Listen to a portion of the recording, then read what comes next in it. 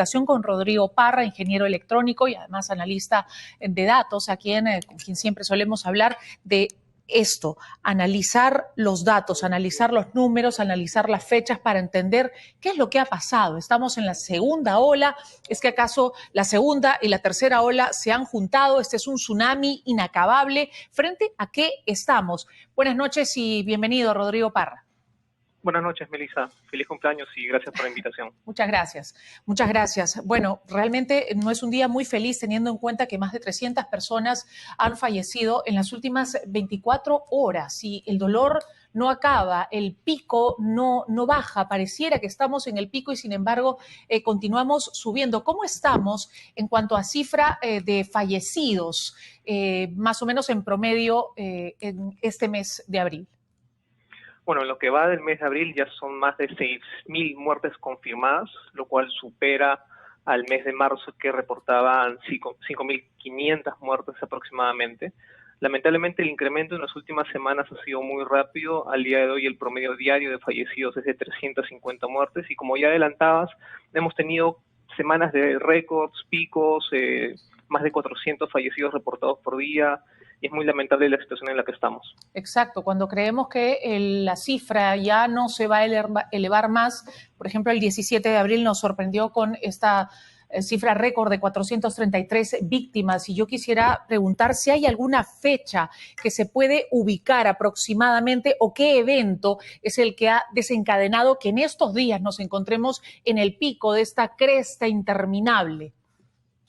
Bueno, la curva comenzó a subir en la última semana de marzo, fue justo antes de Semana Santa y en la ventana de tiempo en la que el Ministerio de Salud confirmaba la presencia de la variante brasileña en nuestro país. Como ya habíamos visto en otros países, esta variante había ocasionado un aumento de ocupación de camas UCI en Brasil, un aumento de fallecidos y lo mismo empezó a ocurrir en nuestro país. A partir de la última semana de marzo comenzaron a aumentar los casos, las hospitalizaciones y sobre todo los fallecidos, como hemos visto en las últimas semanas. Correcto. ¿Y qué es lo que puede pasar? ¿Qué perspectiva, digamos, analizando los datos y los números, tienes en relación a la cifra de fallecidos, y también de contagiados? Bueno, lamentablemente la curva de fallecidos todavía está aumentando, si bien la aceleración está disminuyendo levemente en los últimos días, hemos visto que de una semana a otra volvemos a caer en un nuevo récord y a esto le precede también un aumento de la positividad, la tasa de contagios, los casos, y sabemos que de estos una proporción son hospitalizados, requieren también cuidados intensivos y lamentablemente también de estos fallecen. Hay algo peculiar con respecto a esta variante y lo reportaban los médicos y lo vemos también en los datos, es que sobre la misma proporción de casos nuevos hay una mayor cantidad de personas que requieren cuidados intensivos y sobre todo fallecen. Esta variante se está caracterizando por ocasionar síntomas mucho más graves en menor tiempo y a personas más jóvenes. Exactamente, eso nos han señalado varios especialistas. Entonces, en lo que va de la pandemia, aunque no haya terminado todavía, abril ha sido el peor mes en cuanto a fallecidos y en cuanto a contagiados, a número de contagiados, a evolución de la enfermedad. Sí, correcto. Y también lo vemos por exceso de defunciones. Lamentablemente, al día de hoy están falleciendo más de 1.130 personas y en un periodo antes de pandemia fallecían tan solo 300. Entonces es un exceso de más de 700 personas al día. Hay algo también que está ocurriendo que, como comentaba hace un momento, están falleciendo más personas jóvenes y es que las personas entre 30 y 40 años al día de hoy están muriendo un 90% más de lo que fallecían en el pico de la primera ola. En lo que va del año ya fallecieron el 85% del total de fallecidos en este rango etario del 2020. Lamentablemente esta variante está atacando a muchas personas jóvenes. Sí, lamentablemente y efectivamente jóvenes de entre 30 y 40 años, lo que no se veía efectivamente durante la primera ola. Podemos decir que en estos momentos estamos pagando, entre comillas, las consecuencias, por un lado, de la Semana Santa, de los desórdenes, aglomeraciones que vimos en Semana Santa, además del tema de las variantes, y también estamos un poco pagando las consecuencias de las aglomeraciones que se generaron durante las elecciones, la primera vuelta. Sí, pues 2 semanas posteriores a Semana Santa se vio un incremento también de fallecidos. Todavía no han terminado de pasar 2 semanas desde las elecciones, pero como bien dices, tenemos como base y más importante la variante brasileña que ya había producido un aumento en la curva de fallecidos. Todos los efectos y los eventos que hemos tenido en las últimas semanas lamentablemente contribuyen a que esta curva siga aumentando y lo vamos a seguir viendo seguramente en las siguientes semanas, dado que la positividad está aumentando. Pero sí, como base tenemos la variante brasileña y comparándonos a otros países como Chile, Colombia, Ecuador, Brasil, todas están con curvas de fallecidos en aumento y no han pasado por eventos similares como electorales como nosotros. Ahora, lo que veo cuando reviso las cifras que el Ministerio de Salud coloca y las cifras que tú también colocas a través de tus tweets donde reportas todos los números de esta pandemia, el número de camas UCI continúa entre los 2.500 aproximadamente. Esta no se ha elevado y, digamos, nos mantenemos en ese número de ocupación. Me imagino que será porque lamentablemente no tenemos más capacidad logística, no tenemos más camas UCI, ni tenemos más profesionales médicos que puedan atenderlas, no porque no haya necesidad de recurrir a más camas UCI. Sí, efectivamente, la demanda existe, la demanda incluso se manifiesta en colas. Si bien la capacidad total que tenemos ha aumentado en más de 50% de lo que tuvimos durante la primera ola, tenemos alrededor de 2.700, 2.800 camas UCI en total, y de las cuales ya están ocupadas 2.600 o poco más. Siempre estamos en el rango de holgura o disponibilidad, entre comillas, de 100 camas al día, que virtualmente esto es cero, porque sabemos que hay colas de espera. Entonces, como ya decías, no se están ocupando o no vemos un aumento justamente porque tenemos una capacidad limitada. Esto se manifiesta justamente en el exceso de fallecidos que tenemos tan rápido, y también lo vemos no solo en los casos, en las muertes confirmadas del MINSA, sino también en el exceso de defunciones de SINADEF.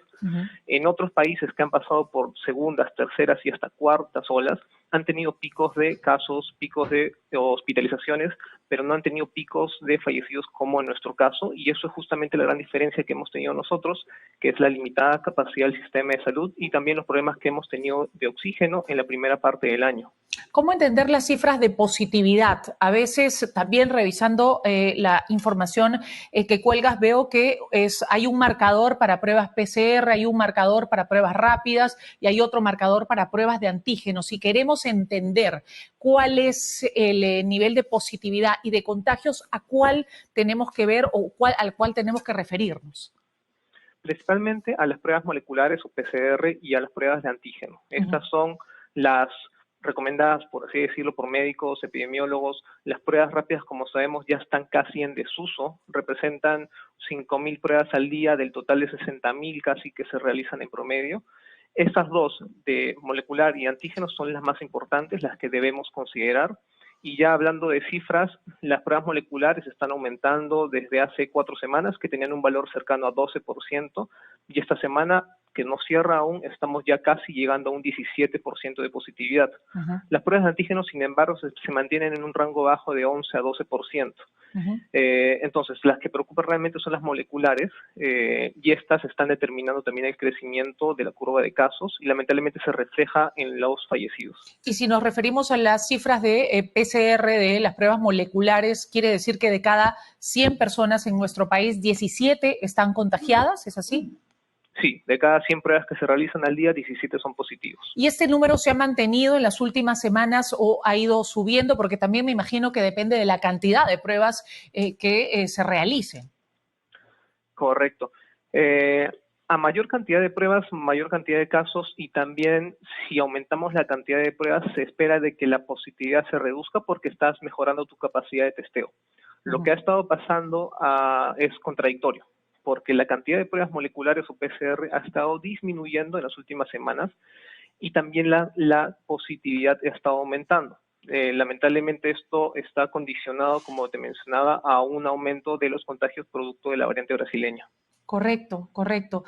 Digamos que lo más recomendable sería que se realicen más y más pruebas, teniendo en cuenta que se supone tenemos una variante que es mucho más contagiosa, hasta 70 veces, si no me equivoco. Entonces se deberían realizar más pruebas. Y esto, claro, no necesariamente compete a ti, pero es increíble que en este país, hasta el momento, una persona que quiere hacerse una prueba no tiene idea realmente de dónde ir. Me refiero a hacerse una prueba gratuita, porque cuando llega a hospitales, a centros de salud, no hay, te dicen. Y si quieres pagar por una prueba, bueno, realmente resulta impagable. Estás hablando de 250 soles aproximadamente por una prueba molecular. Esto es impagable, mientras que en otros países esto se da de manera gratuita. Incluso las pruebas, leía un tuit de Mateo Prochaska, me parece, que decía que las pruebas le llegan a su casa vía correo gratuitamente, por lo menos las de antígeno. Aquí no, aquí uno tiene que pagar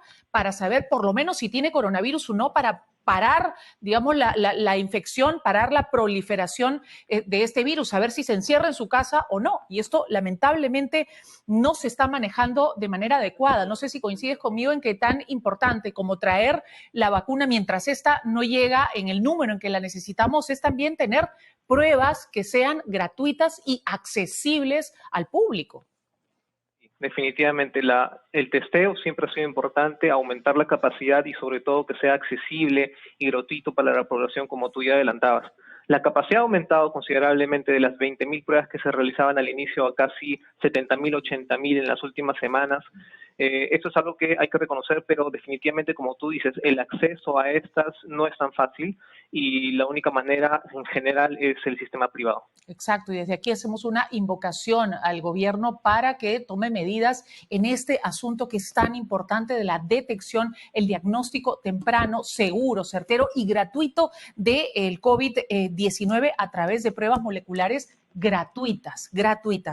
Hablando de vacunación, veía también en los datos que reportas diariamente, tenemos 776.286 vacunados. ¿Eso equivale a qué número, qué porcentaje de nuestra población en este momento? Lamentablemente es casi 3% de la población objetivo a vacunarse, que son cerca de 24 millones de personas. Correcto, un número, bueno, todavía bastante bajo. Están ahora vacunando a los mayores de 80 años y ya se ha vacunado semanas atrás a los mayores de 85 años. No sé si es que, Rodrigo, tú tienes acceso a esa data como para saber a estas alturas si la primera, la segunda dosis de la vacuna aplicada a este grupo etario de 85 a más ha tenido un impacto en cuanto a la cifra de fallecimientos ya, si es que ya se puede ver. Todavía no. Se presumía al inicio de la semana que sí había un efecto porque veíamos la curva de fallecidos de mayores de 80 años disminuyendo, pero era tan poco el porcentaje de población en este rango o grupo etario que se había vacunado que todavía no se le podía atribuir. Además, veíamos también la curva de personas de 40 a 60 años que también tenían una misma disminución y ellos todavía ni siquiera empezaban a vacunarse.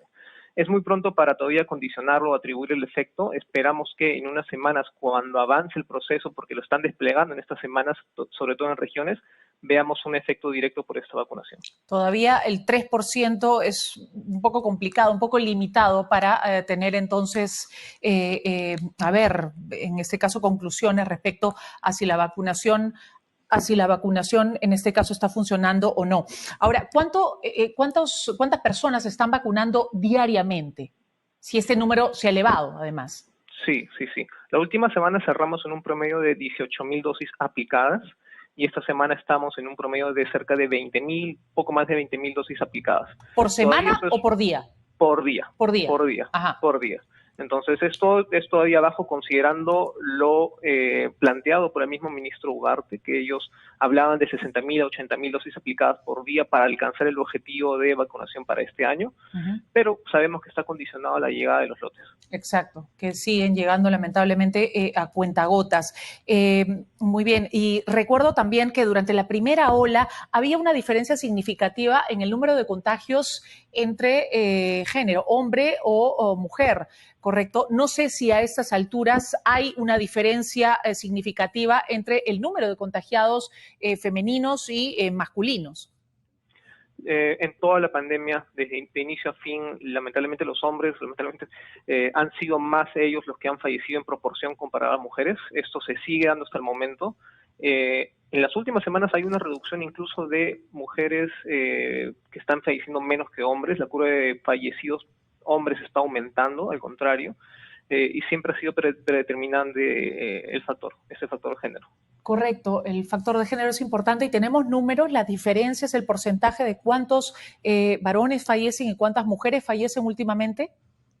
No tengo el número exacto, pero en porcentaje es 10 a 15% más hombres que mujeres en la curva de fallecidos por COVID confirmados. Y lo mismo pasa en el grupo etario de 30 a 40 años, quienes llegan a ser enfermedad grave o incluso a llegar al punto de la muerte, ¿suelen ser más hombres que mujeres? Sí, en el caso de este grupo etario sí se ha visto una mayor proporción de hombres, hablamos de casi 30% más de crecimiento con respecto a la curva de fallecidos de mujeres. Esto se entiende que es la población económicamente más activa, actualmente que justamente tiene que salir de casa. Es la única hipótesis que tengo en este momento, pero sí se nota una mayor diferencia. Interesante este dato. Y, digamos, las consecuencias de la vacunación podríamos estarlas viendo todavía a partir de mayo, hablando de grupo de vacunación de 85 a más o de 80 a más. Sí, cuando se alcanza un 70-80% del grupo etario, se van a empezar a ver los efectos de la vacunación. No muy lejos en Chile ya se está viendo el efecto de este grupo de adultos mayores en la disminución de la curva de hospitalizaciones en camas de cuidados intensivos. Todavía la curva de fallecidos se mantiene igual, pero al menos ya hay reducción en hospitalizaciones, y esto porque ellos han avanzado mucho más que en general el mundo en cuanto a tamaño poblacional, así que se espera que cuando lleguemos a un 70-80% de esta población o de este grupo veamos el mismo efecto. Correcto, pero en Chile, sin embargo, se hablaba de un repunte de casos. ¿Cómo entender ese repunte? Sí, el repunte ha estado para toda la población, pero el análisis puntual que se ha hecho sobre la vacunación es en adultos mayores, porque sabemos que en ellos se ha comenzado. Entonces, simplemente segmentando este grupo de adultos mayores y viendo la curva de ellos puntualmente, hay una reducción de hospitalizaciones que sí se le puede atribuir a la vacunación. En cambio, la población en general todavía está entre un 30 y un 40% de vacunación. Con respecto al 17 de abril que tuvimos 433 fallecidos estos días, bueno, según el Ministerio de Salud, ¿correcto? En los siguientes días se ha visto que el número de fallecidos ha bajado un poco significativamente. No, lamentablemente el promedio se está manteniendo, son 350 fallecidos lo que se están reportando a diario en promedio, y se están produciendo principalmente en Lima y en el norte, en Piura, en Lambayeque, en La Libertad. Puntualmente estas regiones son las que presentan curvas en ascenso al día de hoy. En Lima se está concentrando en Lima Centro, en distritos como San Borja, en Barranco, en Pueblo Libre, en San Miguel. Esos distritos lamentablemente están haciendo que la curva de Lima metropolitana se mantenga estable o ascendiendo. ¿Y cómo va el caso de Piura, por ejemplo, que reporta que, bueno, tiene un sistema de salud lamentablemente colapsado?